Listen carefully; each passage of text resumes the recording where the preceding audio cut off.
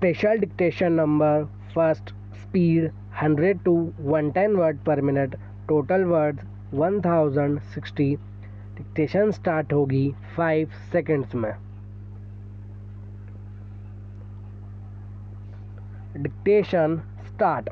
विमुद्रीकरण या नोटबंदी वह प्रक्रिया है जिसके द्वारा सरकार किसी भी मूल्य वर्ग की मुद्राओं को अवैध घोषित कर उसे चलन से बाहर कर देती है। दूसरे शब्दों में हम यह भी कह सकते हैं कि इस प्रक्रिया के द्वारा राष्ट्रीय मुद्रा में परिवर्तन किया जाता है तथा पुरानी मुद्रा के स्थान पर नई मुद्रा लाई जाती है। इसका ताज़ा उदाहरण हमारे सम्मुख तब आया जब भारत सरकार ने 8 नवंबर 2016 को 500 रुपये व 1000 रुपये के नोट की वैधता रात्रि 12 बजे के पश्चात निरस्त करने की घोषणा की थी।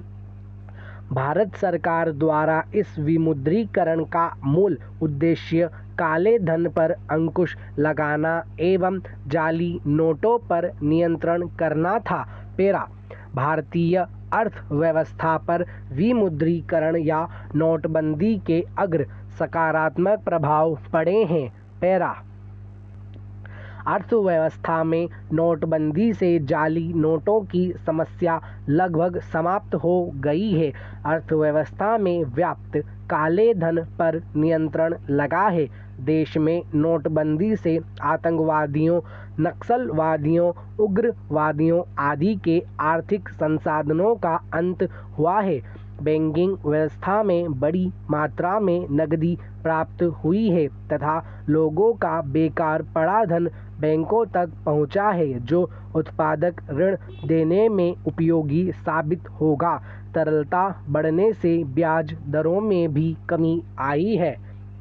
इस नोटबंदी से डिजिटल लेन देनों का बढ़ावा मिला है जिससे अर्थव्यवस्था में पारदर्शिता बढ़ी है। पैरा। भारतीय अर्थव्यवस्था में अधिकांश आर्थिक गतिविधियां नकद होती हैं। लोग अशिक्षित हैं तथा अधिकांश जनसंख्या ग्रामीण है। ऐसी स्थिति में नोटबंदी के उद्देश्यों की सफलता के मार्ग में कई चुनौतियां हैं। कुछ समय के लिए ही सही आम जनता को कई कठिनाइयों का सामना करना पड़ा। असंगठित क्षेत्र के सम्मुख आर्थिक संकट उत्पन्न हो गया है। लोगों ने खातों में गलत लेन देन से काले धन को सफल बनाने का प्रयास किया है। अतः विमुद्रीकरण की सफलता के लिए सरकार को सभी लेन देनों पर नज़र रखनी होगी एवं आवश्यक जांच करवानी होगी। पैरा।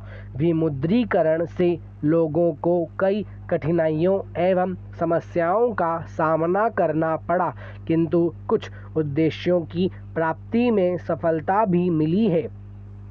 इससे भ्रष्टाचार पर अंकुश लगा है तथा पारदर्शिता बढ़ी है किंतु इससे यह नहीं समझना चाहिए कि काले धन का सृजन रुक गया है। इसके लिए सरकार को रणनीति तैयार करनी होगी तथा कई नए कदम भी उठाने होंगे। केवल एक विमुद्रीकरण या नोटबंदी से सालों से चली आ रही काले धन, भ्रष्टाचार, जाली नोट आदि की समस्या दूर नहीं हो सकती। पैरा।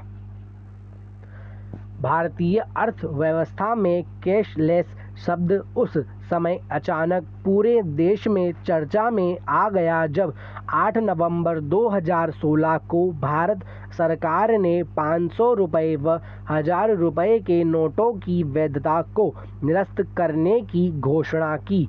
अचानक हुए नोटबंदी से अर्थव्यवस्था की लगभग 46% मुद्रा अवैध घोषित हो गई है जिससे नकदी का संकट उत्पन्न होना स्वाभाविक था। ऐसे में कैशलेस अर्थव्यवस्था की अवधारणा एक महत्वपूर्ण विकल्प बनकर सामने आया। कैशलेस अर्थव्यवस्था का तात्पर्य लेन देन हेतु नकद के स्थान पर उसके विकल्प डिजिटल मनी अर्थात debit card, credit card, Paytm या अन्य माध्यमों का प्रयोग करने से है।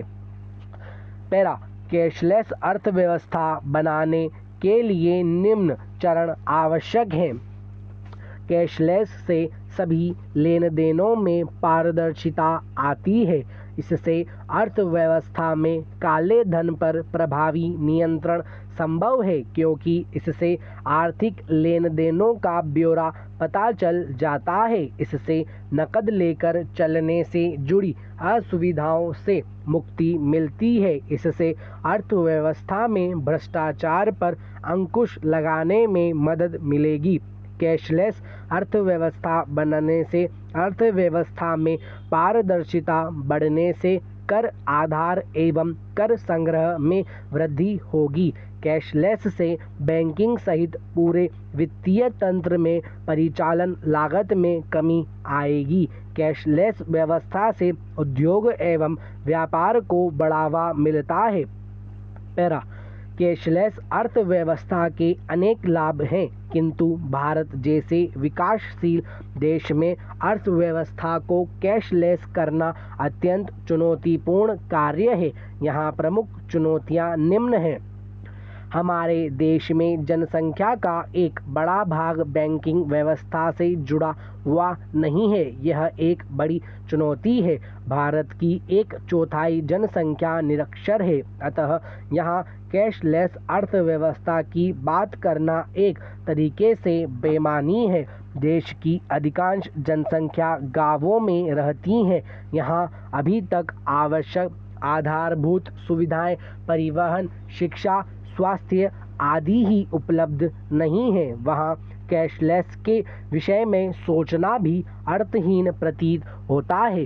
भारत डिजिटल सुरक्षा के मामले में अभी भी काफ़ी पीछे है, जिस कारण निजी सूचनाओं एवं डेटा के चोरी का डर बना रहता है। अतः लोग कैशलेस लेन देन को लेकर आशंकित रहते हैं। देश में कई जगहों पर इंटरनेट सुविधा नहीं है या स्पीड बहुत धीमी है। पैरा, भारत जैसे विकासशील देश में जहां अभी तक आधारभूत सुविधाएं भी पर्याप्त मात्रा में उपलब्ध नहीं है, अधिकांश जनसंख्या ग्रामीण है तथा लगभग 1/4 जनसंख्या निर्धनता रेखा से नीचे है, वहां कैशलेस अर्थव्यवस्था की कल्पना करना इतनी जल्दी संभव नहीं है। हमें पहले आधार बनाना होगा तथा फिर लोगों को इसके लिए तैयार करना होगा। साथ ही हमारे जैसे देश में समस्याओं का समाधान केवल कैशलेस से ही संभव नहीं, हमें अन्य कई कदम उठाने होंगे। कैशलेस उनका एक अंग मात्र है। पैरा, स्वच्छ शब्द का अर्थ है अत्यंत साफ, विशुद्ध, उज्ज्वल एवं स्वस्थ। ता प्रत्यय जोड़ने पर भाववाचक स्वच्छता का आशय सब प्रकार से साफ सफाई, निर्मलता एवं पवित्रता है। मन, हृदय की, शरीर एवं वस्त्रों की, घर बाहर, पानी, वायु, भूमि आदि की निर्मलता या सफाई रखना ही स्वच्छता है। स्वच्छता अच्छे स्वास्थ्य, अच्छे संस्कार एवं सुसभ्यता की निशानी है। इससे मानव के उत्तम आचार विचार का पता चलता है। गंदगी न रखना या गंदगी से घृणा रखकर उसे दूर करना ही स्वच्छता है। पेड़ा, स्वच्छता के अनेक प्रकार हैं, जैसे मन और शरीर की स्वच्छता, घर आंगन की स्वच्छता, पेयजल एवं भूमि की स्वच्छता, वायुमंडल एवं पर्यावरण की स्वच्छता। ये सब स्वच्छता के भेद हैं। महात्मा गांधी ने अपने पत्रों के माध्यम से स्वच्छता के महत्व पर सुंदर विचार व्यक्त किए थे। हमारे देश में स्वच्छता के प्रति उतनी जागरूकता नहीं है। इस कारण देश के अनेक क्षेत्रों में गंदगी का फैलाव दिखाई देता है और पर्यावरण प्रदूषित हो रहा है। इसी आशय से हमारे प्रधानमंत्री नरेंद्र मोदी ने राष्ट्रव्यापी स्वच्छता अभियान का शुभारंभ किया है। पैरा स्वच्छता का सीधा संबंध हमारी सभ्यता एवं स्वास्थ्य से है। खान पान में स्वच्छता रखने से शरीर स्वस्थ रहता है।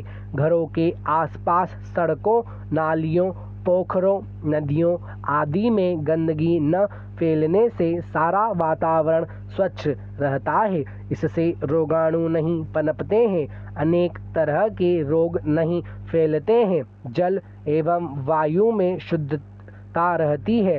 फलस्वरूप मानव तथा अन्य प्राणियों की आयु एवं स्वास्थ्य का स्तर बढ़ जाता है। हमारे देश में गंदगी न रहे तो विदेशी पर्यटक अधिक आ सकते हैं। इससे अनेक तरह के लाभ हो सकते हैं। स्टॉप। इस डिक्टेशन का अनुवाद करके आप हमारे टेलीग्राम चैनल पर भेज सकते हैं। टेलीग्राम चैनल का लिंक डिस्क्रिप्शन बॉक्स में दे दिया गया है। धन्यवाद।